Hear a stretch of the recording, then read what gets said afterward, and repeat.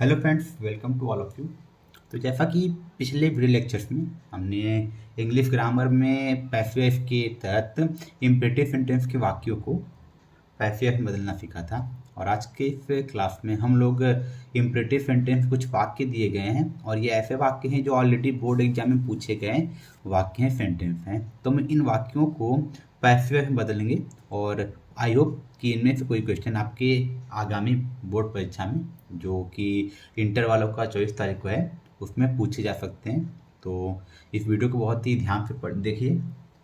चलिए स्टार्ट करते हैं। हमारा आज का पहला वीडियो, हमारा पहला क्वेश्चन क्या कह रहा है, do not hate the poor. तो इम्परेटिव सेंटेंस क्या था? इम्परेटिव सेंटेंस ऐसे वाक्य जिनमें आदेश, सलाह, सुझाव आदि का भाव प्रकट होता है, अर्थात a sentence that expresses suggestion, advice, order, request या etc is called imperative sentence. और अगर देख कर पहचानने का तरीका है, तो अगर देख के पहचानना चाहते हैं तो ऐसे कोई वाक्य जो वर्ब की फर्स्ट फॉर्म से, डू नॉट से, नेवर से, लेट से स्टार्ट होते हैं, वो क्या बनाते हैं? वो बनाते हैं इम्परेटिव सेंटेंस। तो यहाँ पर देखिए वाक्य का प्रारंभ किससे हो गया है? डू नॉट से हो गया है। तो मैंने स्ट्रक्चर बताया हुआ है। इसको मतलब दो तरीके, एक तो स्ट्रक्चर बेस्ड था और एक था जहाँ पर हम लोग you are order to, you are advise to, you are requested to आदि भाव प्रकट करने पर इनका यूज करते थे। तो इस स्ट्रक्चर में क्या करते थे, चाहे लेट वाला हो चाहे फिर कोई भी हो, वहाँ पर हम लोग वाक्य का प्रारंभ किससे करते हैं? लेट से।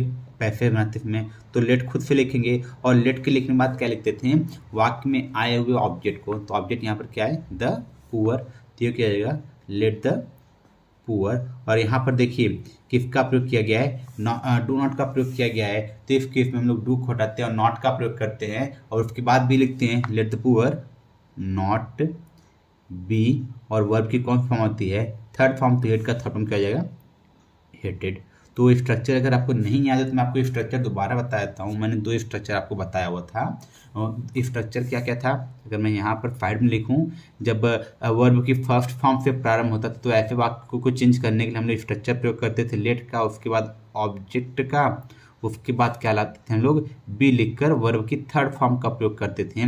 लेकिन यदि डू नॉट वाले हो जाएं या नेवर वाले हो जाते थे तो हम लोग क्या करते थे? लेट लिखकर ऑब्जेक्ट लिखते थे और ऑब्जेक्ट के तुरंत बाद डू नॉट होता था तो नॉट लिखते थे और नेवर होता था तो नेवर लिखते थे। उसके बाद बी लिखकर क्या लिखते थे? वर्ब की थर्ड फॉर्म। तो ये स्ट्रक्चर बेस्ड था। इफ एक स्ट्रक्चर मैंने और बताया था जहाँ पर हम लोग शुड का प्रयोग करते थे, तो उसको छोड़िए, हम लोग एक ही स्ट्रक्चर पे कॉन्सेंट्रेट करते हैं ताकि हमको प्रोनाउन चेंज का प्रॉब्लम भी ना झेलना पड़े। फूड वाला यूज करेंगे तो उस केस में हमको एक सब्जेक्टिव चाहिए होगा, ऑब्जेक्ट को सब्जेक्ट बनाएंगे, तो अब उस चीज़ से थोड़ा दूर रहते हैं इम्परेटिव सेंटेंस के लिए। और एक तरीका मैंने बताया था, you are requested to, you are order to, you are suggested to का प्रयोग करके। तो जैसे कि इस सेंटेंस में क्या कहा जा रहा है? Do not hate the poor, गरीबों से नफरत मत करो। तो ये तो स्ट्रक्चर बेस पे हमने पैसे बदल दिया। मान लीजिए कोई स्ट्रक्चर अपने इसके भाव के अकॉर्डिंग जाएगा, तो यहाँ पर सलाह दिया जा रहा है और मैंने बताया था जब सलाह दिया जाता है तो सबसे पहले किसका प्रयोग करते हैं? यू आर एडवाइज्ड टू का।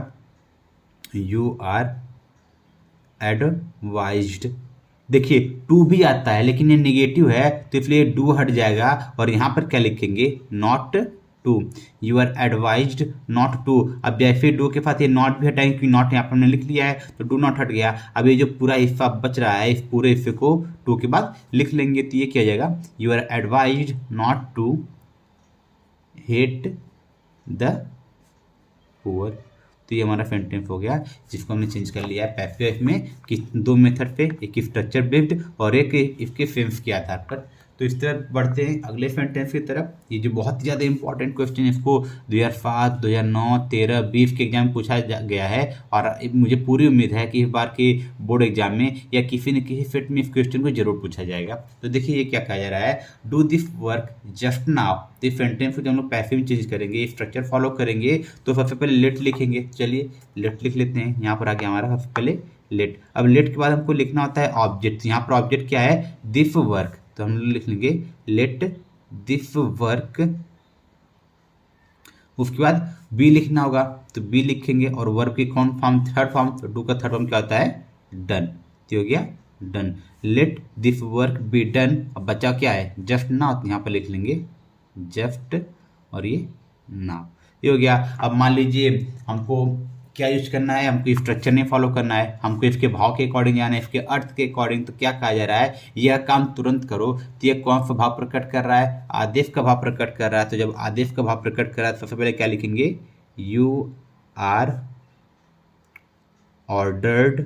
देखिए अब यहाँ पर डू नॉट नहीं है, सिर्फ डू है, डू मतलब करना, और यहाँ पर डू नॉट मतलब मत था, मतलब नेगेटिव सेंस दे रहा था, लेकिन ये वर्ब के फर्स्ट फॉर्म के रूप में आया है। तो यहाँ पर नॉट का प्रयोग न करके क्या लिखेंगे, सिर्फ और सिर्फ to, you are order to. अब ये जो पूरा सेंटेंस लिखा गया है, पूरे सेंटेंस यहाँ पर लिख लेंगे, you are order to do this work just now. तो यहाँ पर क्या आ जाएगा आगे, जस्ट नाउ। तो स्ट्रक्चर पे यहाँ पर अंदर चला जाएगा। तो यहाँ पर जो मैंने छोड़ दिया है वहाँ पर बचा हुआ शब्द क्या है, जस्ट नाउ, उसको यहाँ पर लिख लेंगे।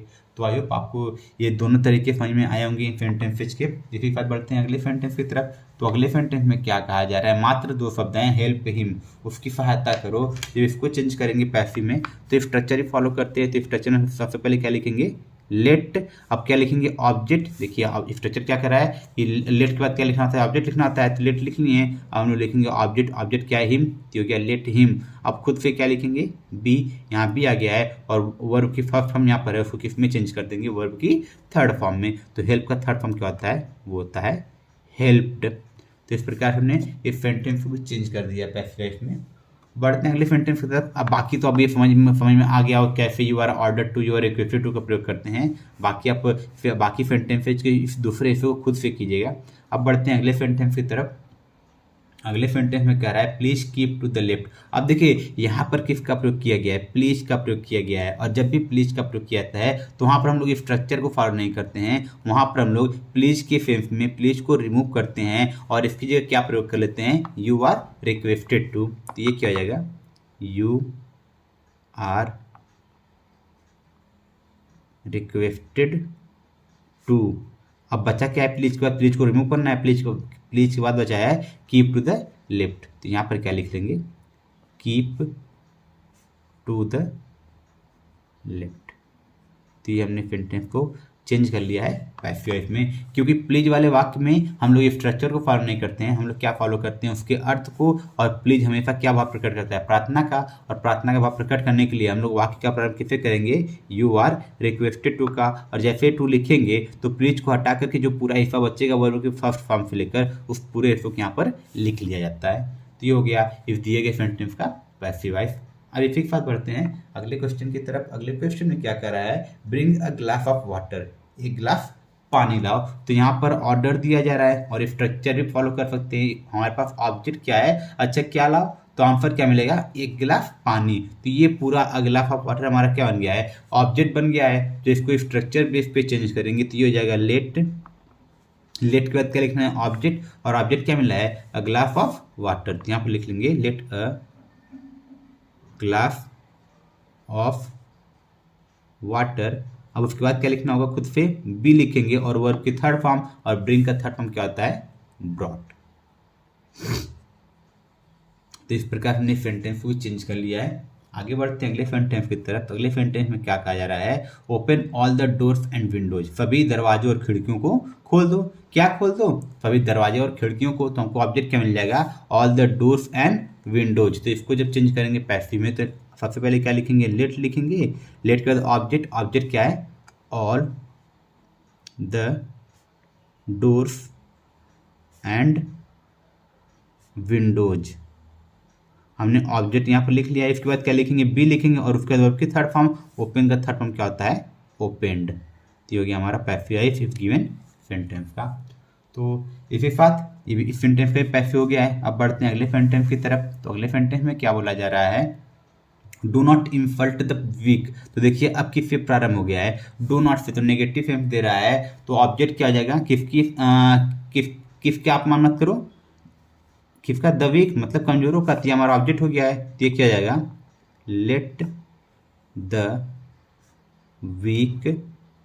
अब देखिए नेगेटिव है तो यहाँ पर डू नॉट, डू हटेगा, अब नॉट यहाँ पर ऑब्जेक्ट के बाद देख लेंगे, लेट द वीक नॉट, उसके बाद लिखेंगे बी और वर्ब की थर्ड फॉर्म, वर्ब क्या है, इंसल्ट, इसका थर्ड फॉर्म क्या हो जाएगा, इनसल्टेड।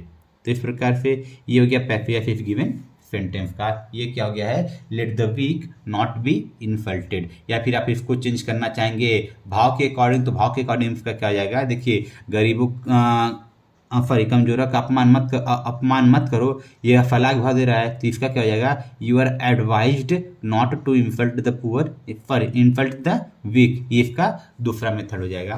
अब वहाँ हमारे पास दो और सेंटेंस दिए गए हैं, टेक हिम होम, उसे घर ले जाओ। तो इसको जब चेंज करेंगे तो ऑब्जेक्ट क्या दिख रहा है, हिम दिख रहा है, ऑब्जेक्ट के सब नाउन है, तो ये क्या हो जाएगा, लेट हिम।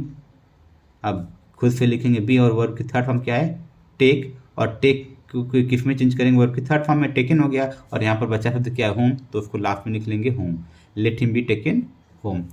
तो ये एक सेंटेंस मैंने आपके लिए छोड़ा है, और जो भी जितने सेंटेंस मैंने भी पैसेज में चेंज किए हैं एक मेथड से, उसको आप सेकेंड मेथड पे you are equipped, you are ordered, you are suggested, इनका प्रयोग करके इनको पैसिव में चेंज करने की कोशिश कीजिएगा।